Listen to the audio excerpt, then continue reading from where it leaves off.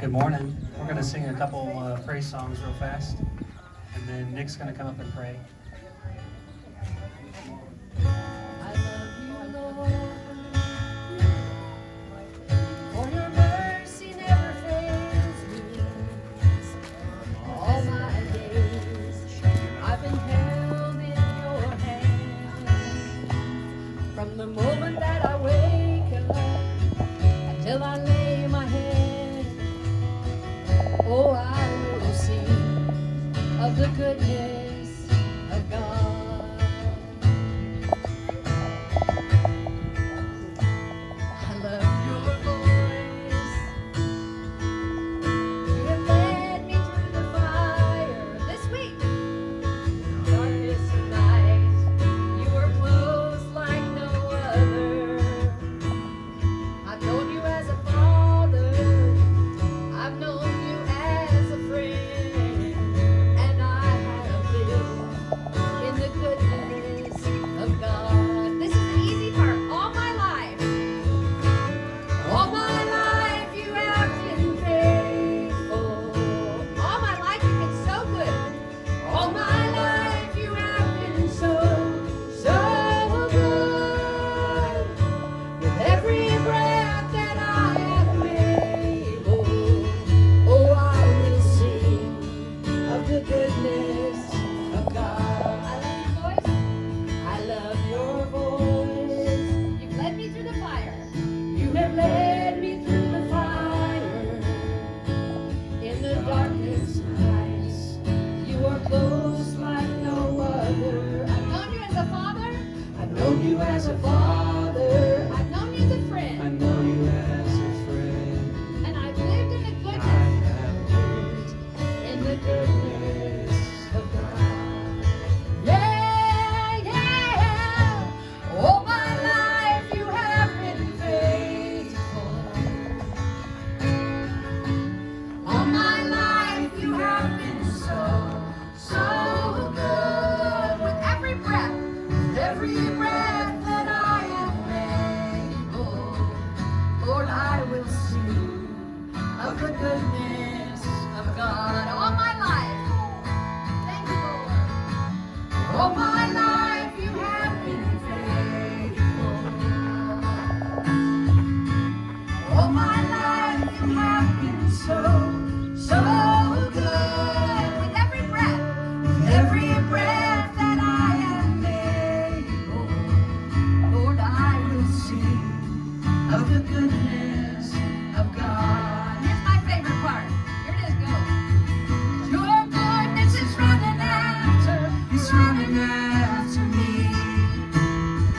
Your goodness is running after, it's running after me. With my life laid down, I surrender now. I give you everything. Your goodness is running after, it's running after me. All my life, All my life you have been faithful. All my life you have been so, so good. With every breath that I am able, Lord, I will sing of the goodness of God. one more time. All my life, no music. And all my life you have been faithful. Hi, buddy. All my life you have been so, so good. With every breath that I am able, Lord, I will sing of the goodness of God. Lord, I will sing of the goodness of God. I will sing of the goodness of God. Take those glasses off, cowboy. How great is our God? and sing with me how great is our God, and oh, we'll sing how great is our God.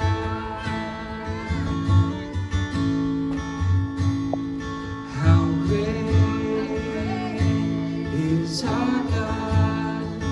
And sing with me how great is our God. And oh, we'll sing how great is our God.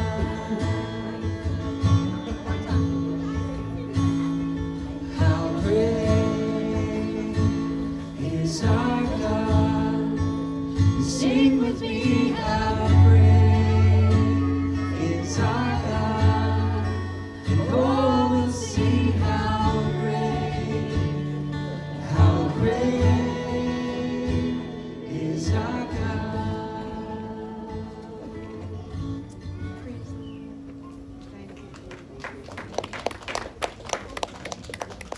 Well, I'm not scheduled to say anything, but I'll tell you, look out and see Tiffany. Chris, Mike, and I know your mom will be so proud.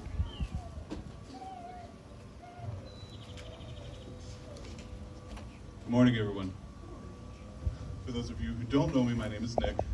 I am Santa Fe's grandson, Mike's oldest and, dare I say, best-looking son. And most importantly, I'm Kim's first grade classmate, wherever she is. So there she is. I was asked to say a prayer to open this memorial service, and immediately my mind went to lyrics from a Newsboys song that I heard back when I was in high school. It's called Breakfast, and there's a part in it that says that this morning we aren't mourning like those who have no hope. And we know that Nana Faye was a woman of faith, so I ask you to bow your head with me in honor of her and in honor of her faith. As we pray. Lord Jesus, we come here today with a heart of thanksgiving, Lord. But we are grateful for having known, having been blessed, and many of us having existed due to the blessing of having Nana Faye on this earth. And while we mourn our loss, while we mourn and know that we will miss her greatly for all that she was in each of our lives, for every perfect moment that each of us individually shared with her, we also rejoice and celebrate with a heart full of joy that we got to know her, that we got to be with her, and that she got to have an impact on us and on this world.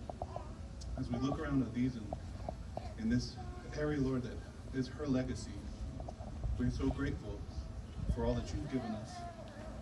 And we're grateful that we know she was welcomed home, welcomed into your arms, like any child coming back to the parent.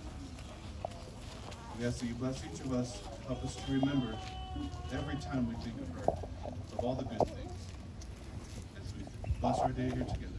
In Jesus' name. Amen. Nana asked us to do 3 songs. Her most favorite song ever was In the Garden. She always asked me to sing that every time. She just loved it, and she said it was her mother's favorite song. So we're going to do the 3 songs today that meant the most to her, or that she told me. And I know y'all will know some of these, so we're just all going to sing them together. On a hill,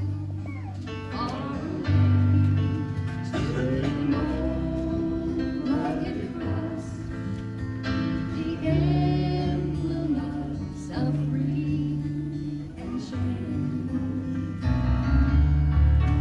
And I love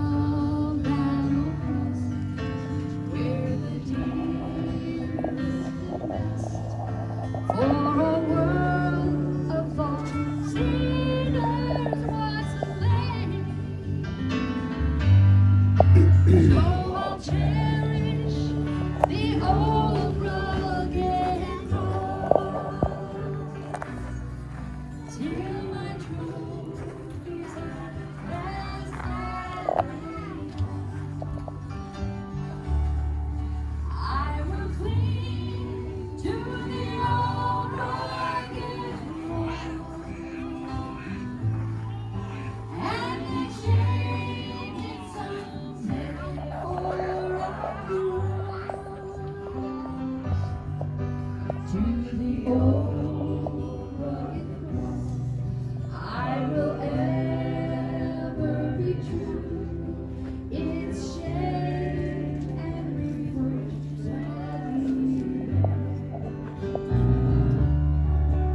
then he'll call me someday to my home on liberty, where his glory forever I'll share.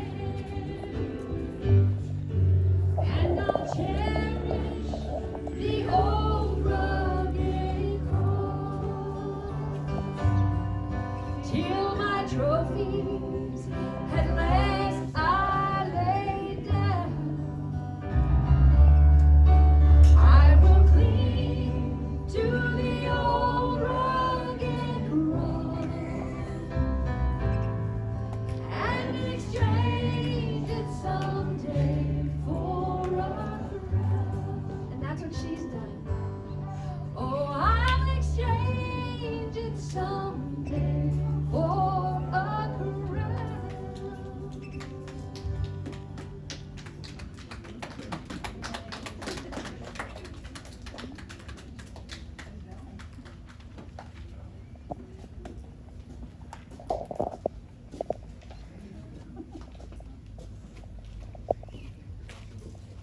Good morning.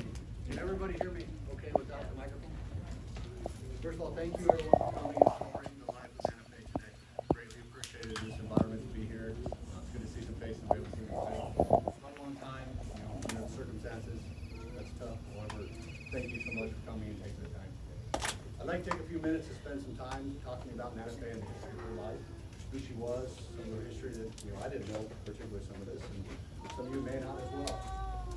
Georgia Faye Pollock was born on June 4th, 1934 in Albany, Georgia.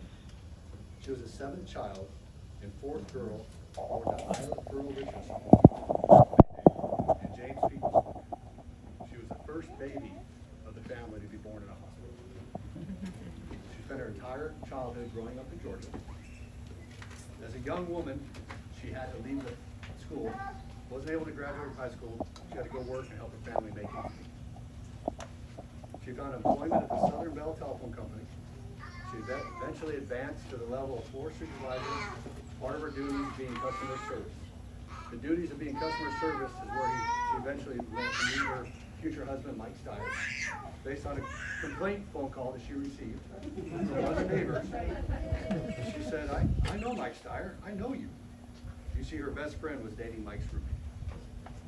Michael Edward Styer was a young Air Force pilot stationed at Turner Air Force Base in Georgia. They didn't date long, it looks like. She married Michael and loved her life on November 22nd, 1954. And if you go back here to the summer. Her favorite child was born. So they met in the summer, or knew who they were, dated for a few months, and married in November 22nd. Their first child, as we've heard, is Debbie. Was born on September 9th, 1955 in Albany. A year later, the Air Force sent them to Laughlin Air Force Base in Del Rio, Texas. While there, Chris, number 2, was born on December 24th, 1957, and finally Michael was born on May 1st, 1959. Being an Air Force wife, they moved substantially around the country, saw quite a few different places and countries. While living in Phoenix in 1970, Mike was on his second tour in Vietnam when he was killed on January 13th, 1970. He was returning back to the States. Throughout their married life, both Mike and Faye were very active in bowling as well as their church. Faye was a leader in the Officers' Wives Club, helping with various fundraisers and performing in a parody skits, and plays the wives of their officer spouses will put on for entertainment to the troops and community-wide women. After Mike's passing, Faye continued her bowling leagues. She was lucky enough to become a member of the 600 Club. Not sure what that is in terms of bowling, but I think it's good. She carried a lifetime average of around 175. In 1975, she was able to go back and obtain her high school equivalency degree.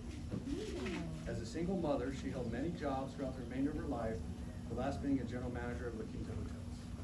I think the biggest thing that everyone should take from this here today is what she has left behind.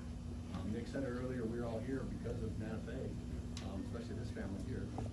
She was survived by her 3 children, 11 grandchildren, 31 great-grandchildren, 6 great-great-grandchildren, and 2 great-great-great-grandchildren. Wow. Per dog group. So, do it. Yeah. You're the great-great-great. That's most I got here from the little note here. As I said, thank you everyone for coming today and celebrate the life of Nana Faye and spend some time with family and ask some questions. If you don't know anything, Mike and Chris and Deb can help you out with some of the things, the history that you may not know. Thank you. And we want to thank Thanks Mike for hosting. and Kim.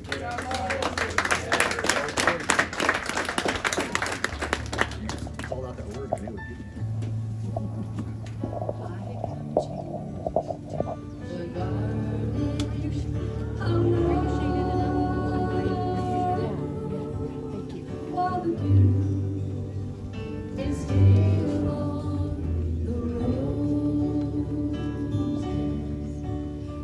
The voice I hear falling on my ear, the Son of God is the Lord, and He walks with me, and He talks with me, and He tells me I am His own, and the joy we share as we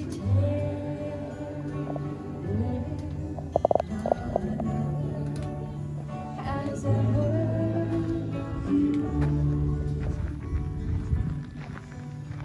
He speaks the sound of His voice. It's so sweet. The birds hush their singing, and the melody that He gave just to me within my heart is ringing, and He walks with me, and He talks with me, and He tells me I am His own, and the joy we share as we tarry there, none other has ever known. I would stay in this garden with Thee, though the night all around me is falling, but He tells me we have to go through the voice of woe. His voice to me is calling. Every day, think of this. And He walks with you, and He talks with you, and He tells you I am His own, and the joy we share as we tarry there, none other has ever known. Oh, the joy that we share when we tarry right there, none other has ever known.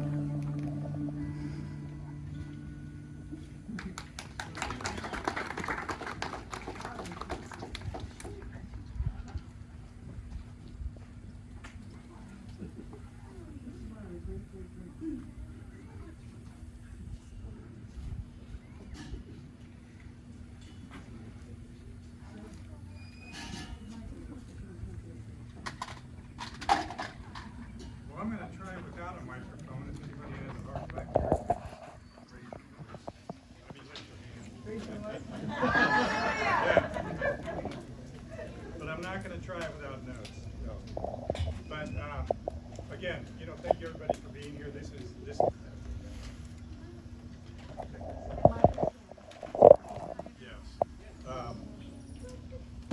And Amanda. Thank you. Yeah. So many people to thank. And today is today to honor Nana. Today to remember her life, to kind of look at the impact of her life. Maybe some people wouldn't realize. I've had almost, a month now to reflect and really try to grasp how could I relate the way that I see her life and the way that it kind of impacts all of us. It impacts really everybody that lives here on earth. Anytime you talk about a memorial service or a funeral, you're talking about heaven and earth, about here and the hereafter. And I've always known and always believed that there are some very solid truths that God has provided for all of us. And it's very important to realize this, because in a world where we see so much happening to morality and the way that we think culture should be, and so forth and so on, sometimes you feel that there's nothing really to grasp onto that won't change, that's foundational, that will never let you down. And I thought of when God, in the book of Genesis, when he started to create this thing that we call earth, he said some interesting things, and he established some physical truths that are very important, and I just want to look at one of them. In Genesis 5, it said that God called the light day and the darkness night, so the evening and the morning were the first day. Then God said, let there be a firmament in the midst of the waters, and let it divide the waters from the waters. Thus God made the firmament and divided the waters which were under the firmament from the waters which were above. How did he do that? Well, he spoke into existence a physical truth that we call gravity. If it weren't for gravity, the water and the air and everything around us would be out of order. They just would not be what they are. And the interesting thing about gravity, I should know I'm a pilot, is it doesn't matter if you believe in gravity or not. It has no meaning whether you believe in gravity or not. If you choose just not to believe in gravity, you're taught everything about gravity. But you walk to the top of the tallest building in Phoenix and step off, guess what? You're going to die, right? So these are some of the physical truths that God spoke into existence. If we look at the mountains, if we look at the sun, if we look at all this around us, in that first chapter of Genesis, he spoke just about everything into existence except the rainbow. That didn't come till a little bit later. So if we look at those truths that he created, and then we start to bridge over to the spiritual aspect of it, which happened later, he also gave us promises and spiritual truths that no matter our belief, if we chose to latch onto them, they could be for good, but if we chose to disregard them, they're still going to impact your life. Right. The power of gravity is so strong. Justin and Clay, you may not know, they work at SpaceX, so they're launching these rockets up into orbit. And I didn't realize this until Justin went to work there, and he was telling me one day, because I was asking him questions. I said, well, Justin, how much does that rocket weigh, sitting on the launch pad? And he said, well, it weighs about 1.3 million pounds. Wow. And he told me that to get it into space, in other words, to overcome the effects of gravity, it uses almost 98% of its weight. So almost 98% of that 1.3 million pounds is just to overcome the effects of gravity and the strength and the force of gravity. So that's how strong a truth that God spoke into existence is. And it is the same power that will transfer over to his spiritual truths. And so when I started thinking about Mom, who referred to as Nana or Nana Faye, I knew there were a lot of spiritual truths that were in operation in her life because of the life that she led. And so I started to think about that, because in a lot of people's eyes, she was just Nana, right? She wasn't that significant. I mean, we all knew her. She didn't have a Twitter page, right? She didn't win any Academy Awards. I don't even think she had a Facebook page. She had a Facebook, so evidently she was relatively famous. Oh, really? Well, imagine that. But, and a lot of us may sometimes have thoughts, about, well, what is my significance? Really, who am I? And we ran into a lady one time, and she happened to be a mother, and she made this statement, and I have never forgotten it. And she said, what seems so big to man is so little to God, and what seems so little to man is so big to God. And that's true in the nature of God. He is kind of a counterculture type of dude. I mean, he doesn't think like we do. He doesn't look at things like we do. And the things that we would think might be important really aren't that important to him. But the things that maybe we would just pass over, they were really significant to God. And that's the way Nana was. I mean, if you think about the nature of Nana, who was she? How did she operate? I remember when the kids were little, she never forgot a birthday, right? She would always remember birthdays. She'd always have a card or a gift, and it was so important for them to receive that card or gift. Just out of the blue, she would call up, say, hey, honey, how you doing? How's everything going? How are the kids? She was a thoughtful, selfless person that was always thinking about others. One of the reasons that I have the career that I have today was because of Nana, because I was kind of lost as a young man and really didn't think that I had a lot of opportunity, and she called me one afternoon and told me about the college, the University of Embry-Riddle that I eventually graduated from. And during the conversation, I remember saying, Mom, I just don't have the means to go to something like that. I mean, that's pretty expensive. And she said, no, you need to come up here. You need to come and check this out. And so she encouraged you, she remembered you, she was always thinking about you, she always believed in you. And I did, I went up there and we see how that turned out. She won. But as we walk through this life, anybody that walks through this life, you will always be attacked. There is an enemy out there, whether you believe it or not. Another spiritual truth that is trying to destroy you, that is trying to destroy your marriage, that's trying to destroy your family, it's trying to destroy every semblance of the culture that we really cling to. And he tried to do that with Nana. I mean, we all know the story. She was just 35 years old when she lost the love of her life. And we heard she didn't have a high school degree. She had worked at a telephone company, years before. By that time, telephones were starting to on the cusp of the handhelds, and she had no skill, and here she is, a single mom with 3 kids.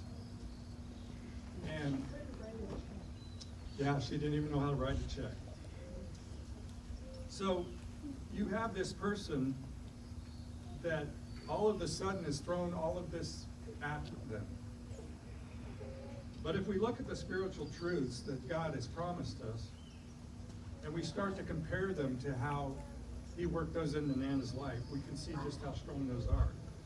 In Joshua, it says, no one shall stand against you all the days of your life. As I was with Moses, so I will be with you. I will never leave you nor forsake you. In Isaiah 41, it says, so do not fear, for I am with you. Do not be dismayed, for I am your God. I will strengthen you and help you. I will uphold you with my righteous hand. And then the psalmist wrote, God is my refuge and strength, a very present help in times of trouble. Toward the end of her career, we heard Mike say that, her last position was with the kingdom, and they even tried to ruin her life. There was one point when she was a traveling manager, and they just told her it's time for you to go. And she wasn't ready to go. And again, the purpose of her life was the enemy was trying to take it away from her. But she fought and we fought and I helped her, and you just bring up a little keyword called age discrimination to the corporate attorney, and he gets his attention, and in that the Lord had those promises for her, that he would never leave her or forsake her, that he had her, he had this for her. Then they put her as a general manager of a brand new company, and it really was a positive impact on her life. It really gave her a purpose. She was so proud. She put so much into that hotel.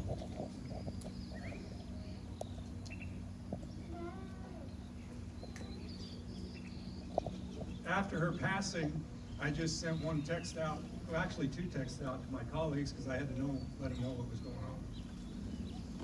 And I was absolutely dumbfounded by the response over the next few weeks.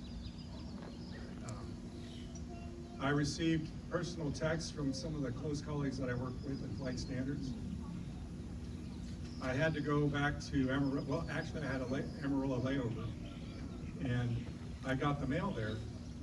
And in the mail, there was some cards and letters from Southwest Airlines. And one of them was a letter from the CEO. And you know how you get those, you kind of look at them, you go, but you know what, it was his real signature. And Gary Kelly and I have met a couple of times. You know, if I probably would trigger his memory, he'd go, oh yeah, Mike, I remember. But somebody triggered his memory, and he thought to write a personal letter of condolence. The VP of Flight Operations, who I know, he sent me a card, personally written. My colleagues that in what we call lead ops, that do a lot of our scheduling, just, I mean, dozens of signatures. You know, and Southwest Airlines, a couple of years ago, we have over 9,000 pilots, and they called me up one day and said, Mike, you know, we're getting ready to launch service to Hawaii, and we want you to take that first flight for Southwest Airlines. And I thought of all this, and you know, it's kind of like, you know, well, who am I? You know, I go to work, I try to do my job. You know, I try to be the best employee that I can be. The senior director of Flight Standards called me and he said, Mike, is there anything I can do for you? Is there anything you need at all? And I said, well, Lee, I think I'm doing okay. I think things are going pretty good. And he said, well, Mike, I just want to let you know, I never met your mom, but I can just tell she was a remarkable woman by working with you. And then it hit me that everything that had happened there, yes, it was written toward me, but it was really a taunting manner. Because I'm a very big reason of who I am. She's a very big reason of who I am. And so her life was very significant to me. It was very significant to God. I mean, we can see her today, that we are giving her honor and we're giving him honor. And that's significant. But some people in the world wouldn't think that is significant. Nobody texts me one.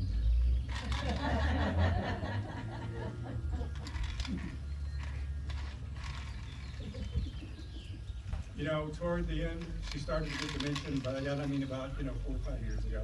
I think those of us that visited her, we saw, we knew what was going on. She was living with Debbie and Ron for a number of years, and just thank you for everything that you did. Just the support that you gave her. It got to a point where physically, Debbie just couldn't handle her anymore. And as a son, it goes through your mind, and you think, well, maybe there's something I can do, but you have to think unselfishly, and you have to think of that person above yourself. And we really knew that she needed a professional, that as much as we wanted to be there with her constantly, she needed something more. And again, who do you turn to? Where do you go? I mean, you're talking about your mom, right? And you look at these facilities, and trust me, you start checking them out, and there's a whole lot of scamming that goes on, and you start to get into that part of end of life type of care. And Mary and I we went out one day and we looked at 4 different places, and we wanted to do a residential type home setting because we had seen the larger facilities, and it just was not, we were not with her dementia and everything. And the last place that we stopped that afternoon, I wish Christiana was here today, we invited her, but I walked in there. It was just a little 3 or 4 bedroom residential home. I looked at the walls and the decorations on the walls, and I was like, this is Nana. This is like walking into Nana's house. And we talked with Christiana, and her life story is absolutely amazing. She was born in Romania and escaped communism and came to the United States. And for the last 1.5 years, Christiana, she watched over Mom. And that in itself was God again with his spiritual truth saying, Faye, I will never leave you or forsake you. I am here with you always. I got it. I got you. And I remember the day that Mom passed, Christiana and I were in Mom's bedroom. And Christiana, she said, you know, she was like a grandmother I never had. She called her Mama all the time. And Christiana has 4 or 5 other people that are in the home there, but she really took a special liking to Nana, and she really watched out and watched over Nana. So as the dementia started to settle in, none of us knew COVID. We hadn't heard anything about COVID. But it was very traumatic, you could see to Nana, because we would go to visit her, but we couldn't touch her. We couldn't be near her. On the fence. We would sit across from the fence, or we would be on the back patio when she would be at the door. And you could see it was so confusing for her and so frustrating for you. But you know, God provided Christiana for her, that looked at her as just like being her grandma.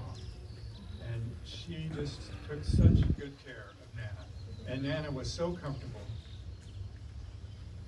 And she was so much at home. She was not in a strange environment, you know, with the dementia and everything. So even up till then, even through that time of her life, you know, God was walking with her. He was there for her.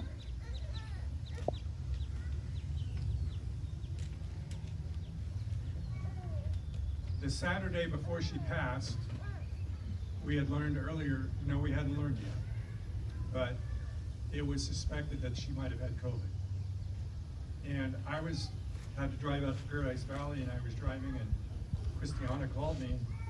It's unusual that Christiana called me because I talked to her earlier that morning. She goes, Mama's not doing real good. It's Romania. And she goes, she's not doing real good. Yesterday she's okay. This morning, she don't even ask for Diet Coke.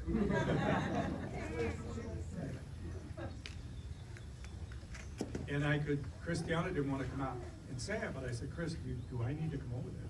She goes, yes, Michael, I think you should go. And so I went over there, and Mom was battling with her breathing. We know what COVID does to your lungs. And her breathing was quite labored. And she would have moments of consciousness and unconsciousness, and I called Chrissy and Debbie, and I said, hey, I think you need to come over. I spent the day with her. During the moments of consciousness, she would recognize us. She would say, I remember she saying to each of us that she loved us. She said, I love you, Michael. Toward the end of the day, one of the last periods of consciousness she had, I was sitting there, and she opened her eyes, and the last words that she ever said was, it's been a long journey. And I said, yep, it has. And then she went unconscious again, but the doctors tell us that even if they're unconscious, they can still hear you. And so we did. We assured her that, Mom, we're with you, and it's okay. And she started to calm down with her breathing. And so Thursday. Yeah, she woke up, everything was good. Christiana said, yeah, asked for Diet Coke on Sunday. But then Thursday rolled around and she was battling again, and hospice had come in before I had arrived on Thursday, and they thought that Nana needed morphine. And so they gave her some morphine. And I arrived and Mom was really stressed. She was under stress, and she was not comfortable, she was agitated. I asked Christiana, I said, what's going on, what happened? And Chris was like, well, the hospice was here, and she told me what they did. And I was like, okay. And so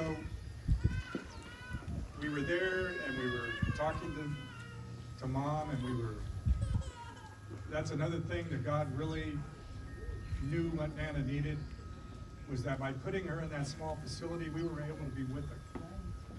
There's a lot of these people that die as a result of COVID, and their family is never by their side. But she did calm down. Friday, I went there, I was there at about 6 in the morning, and she was doing okay, she was breathing okay, and the hospice showed up again. And the hospice nurse came to me and said, well, I really think that we need to give her some morphine because in their eyes, it really is what's good for her. And I paused and I looked at Christiana, and I could see that Christiana didn't have a lot of confidence, and I was praying is what I was really doing. Thinking, Lord, what do you want me to do? Because I don't want Mom to suffer. But yet I saw what the effects were the day before. And I looked at the hospice nurse and I said, no. I said, Mom doesn't need any morphine. Because I thought of the spiritual promises, the spiritual truths that God had for her. That He would never leave her or forsake her, that He would never put more on her than she could handle. And so we were with her that day, and sometime in the afternoon, I laid down on the couch to take a nap.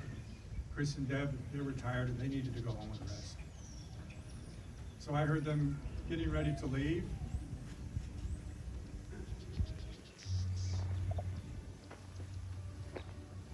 And again, I just sensed, Mike, you need to go in there. You need to be with Mom. I went in there, and Angelina, one of Christiana's helpers, was in there, and she was sitting with Mom. And I said, Angelina, I'll sit with Mom. I said, you go ahead, you rest, I'll sit with Mom. I'd been reading Mom the Bible the day before, and I sat down, and I just started reading. I didn't really say anything, and I put my arm on Mom's arm, and she was just breathing. They were shallow breaths, but they were kind of determined breaths. It was very calm, and she was very measured. In my subconscious, I could hear the rhythm. And she exhaled. And that was it. And I looked at Mom. It was like, yep, that's it. And I looked over at the clock, and it was 3:40. And I just started thinking. And I said, wow. And I was reminded of the story about Elijah and Elisha. Elijah was a great prophet. He had a little protege by the name of Elisha. And they were just walking along one day. Just walking down the road, talking with whatever prophets talk about when they walk down the road. And all of a sudden, Elijah was just taken away. Just as peaceful and as purposeful as that. And that's what I thought of in that moment. And, the only thing you could say is, I love you, Mom. Thank you, Lord, for the manner in which she lived and the manner in which you took her. She hung on, and she stood in the truth of all those spiritual promises that God has for us. I think a lot of us have seen believers out in the world, and sometimes we just kind of look and just kind of, I don't know. I think of it in terms of an actor. You know, I think everybody in here is familiar with John Wayne. And I think if anyone was ever going to do a biography of John Wayne, you know, they would probably look at some of his old films and look at the way he walked, look at the way he talked, study the lines, try to be John Wayne. You know, but all they could ever do is act the part. They could never become John Wayne. All they could ever do is act the part. But all the nature of God, the nature of Jesus as he walked this earth, he gave us the example of what it's like when you are transformed, when you allow God to transform your life. That you don't have to study the lines, you don't have to look at the way Jesus walked and the way he talked. You're not trying to play a part. You're trying to be transformed into who he was. And to me, that's who Mom was. And she was never overt about it. She was never A-type about it. But she just walked it. She lived it. And she had the fortitude of just putting one foot in front of the other no matter what challenge came in her life.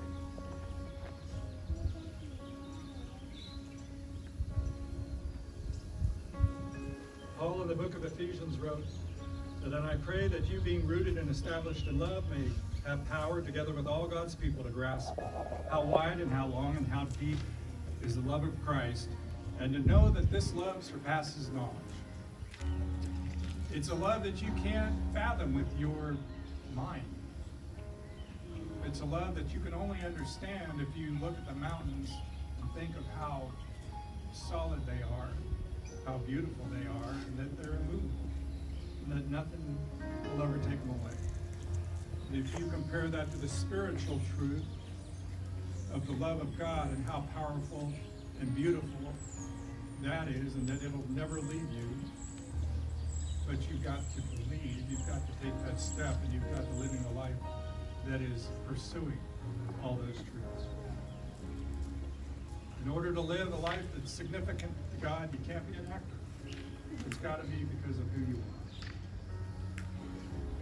In order to live a life with all the protections offered from God, you can't act the part. We are all going to face those valleys. I could look out here amongst all of us today, and we could talk about the valleys. We all know the personal valleys that we've had in our life and the challenges that we've had.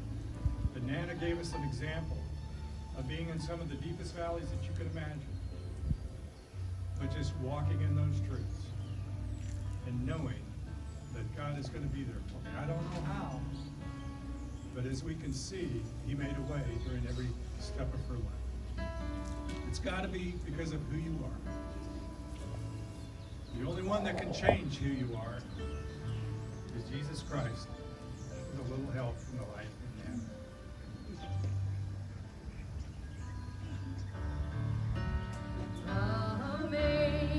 Amazing grace, how sweet that saved a wretch like me. I once was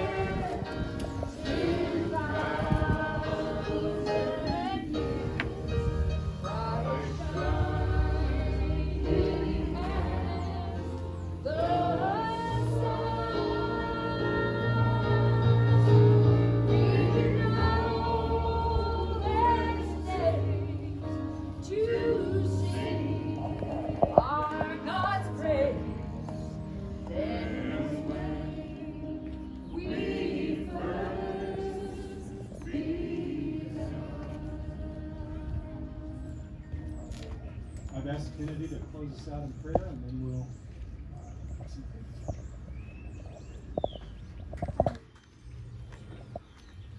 Dear Lord, I just ask you to come into our hearts today, Lord. That you put into our hearts that Nana is in a wonderful place with her husband and you, Jesus.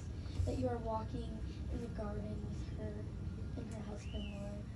That you are touching your hands on them and blessing them in your holy kingdom, Jesus. And so you would put into our hearts just the presence of her, Lord. That we would that you would put into our minds that she's with us, Jesus, that she'll always be her loving kind, and through her children, that she'll always be an example of her grace and her kindness, Jesus. So as today as we eat, that we would that you would just place her kindness on our hearts, Lord, that you would just place her presence on our hearts, Lord, that she's with us, and we know that she would have loved us to be here together. So grab your chairs, grab a table, and take them to a table, whatever you want. I'm not sure the status of the food.